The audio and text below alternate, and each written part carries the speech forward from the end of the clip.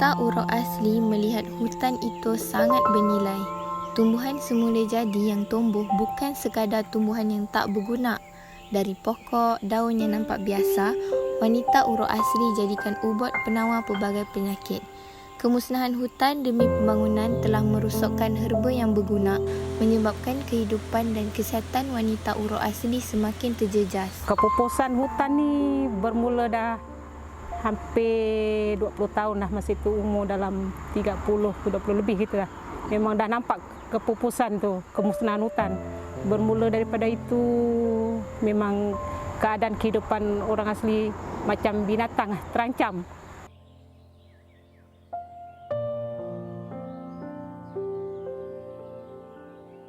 Wanita orang asli ni bergantung pada herba-herba lah. Ya, herbal, lepas tu macam untuk kerap tangan, sebab wanita orang asli minat kerja seni dia pada kerap tangan. Bila benda ni dah kata orang dah betul dampak dia, sukarlah nak buat. Kadang-kadang nak pergi tempat yang jauh-jauh nak cari pun banyak halangan. Jadi persekitaran dah tak ada.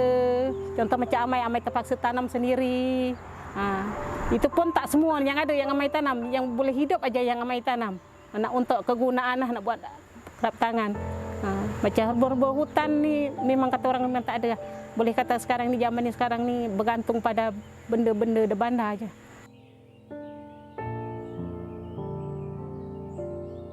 Pengalaman kami ya, sebab betul kami ini duduk tempat rendah. Jadi banjir tu sepanjang hayat Amai umur 53, Amai mengalami 4 kali banjir besar. 4 kali kira yang paling besar 1970 dengan 71.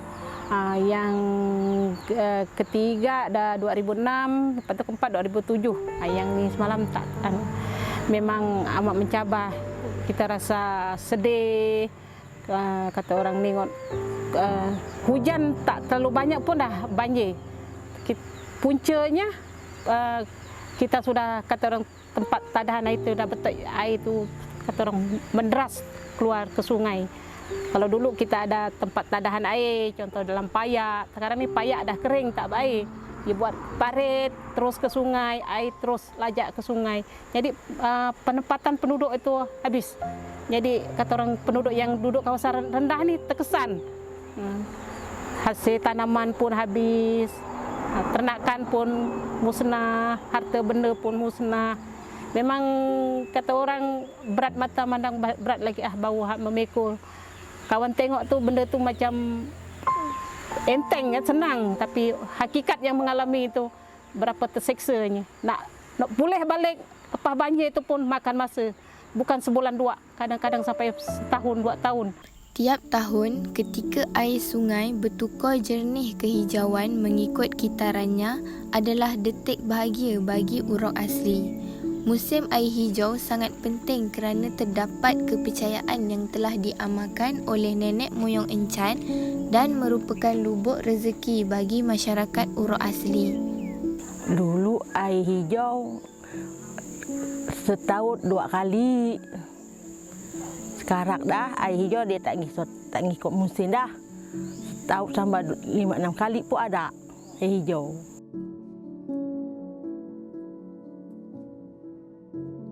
Uruk dulu percaya loh kononnya dulu air hijau tu air puteri mani.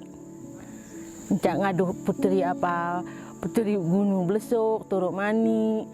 Dekat Sekit, puteri dengan Sekit ngaduh Turuk Mani. Air kalau air betul-betul puteri mani ada kebaikannya ngaduhnya. Boleh buat ubat, ngaduh airnya itu boleh diciduk, disimpan dalam botol. Macam ubat lah, macam ubat demam ke, ubat apa kau ngaduhnya boleh menyembuhnya. Namun, kemunculan air hijau sudah tidak mengikut kitaran yang normal lagi.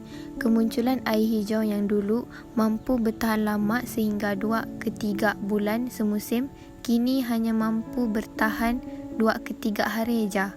Airnya juga tidak sejernih dulu dan telah tercemar, dan ianya kini mendatangkan bahaya kepada uruk asli. Hai, nama saya Diana. Saya merupakan director untuk sepanjang pembikinan video-video di dalam storytelling bagi Weaving Hope for the Future.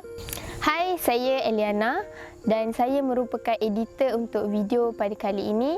Hai, saya Norifa sebagai writer dan juga seorang lagi sahabat kami iaitu Analisa sebagai director of photography.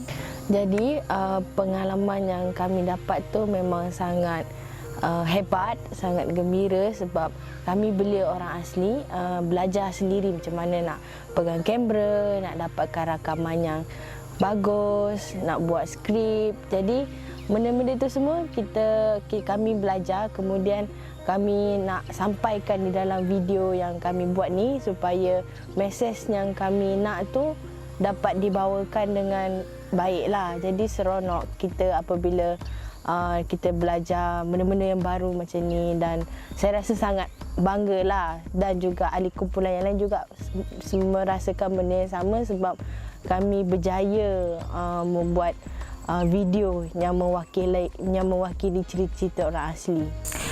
Sepanjang perjalanan kami untuk menghasilkan dokumentasi ni, ada beberapa perkara yang agak mencabar bagi kami, iaitu pergerakan kami sangat terbatas pada ketika itu dan sukar untuk berjumpa antara satu sama lain. Kebanyakannya kami berbincang secara online dan kami hanya boleh shoot di sekitar kawasan kami saja, tidak boleh untuk pergi terlampau jauh disebabkan oleh pandemik COVID-19. Selain itu, apa yang sukar subjek yang kami interview sukar memahami apa tu krisis iklim. Jadi kami perlu menerangkan, menjelaskan kepada mereka apa tu krisis iklim dan sebelum menjawab soalan supaya mereka faham dan kaitkannya dengan kehidupan mereka. Cuaca juga agak mengganggu pada ketika itu, di mana sekejap panas, sekejap hujan, cuaca tak berapa menentu. Jadi kami terpaksa menunda beberapa kali penggambaran kami. Jadi di situ kami telah membazir waktu. Jadi masa depan yang kami inginkan, saya dan rakan-rakan dan juga masyarakat orang asli, sebenarnya apa yang kami inginkan adalah tolong hentikan pencerobohan terhadap tanah-tanah orang asli dan juga kurangkanlah pencemaran alam yang akan mengakibatkan kepada perubahan iklim. Saya inginkan bumi ini, dunia ini akan dirasai oleh generasi yang akan datang.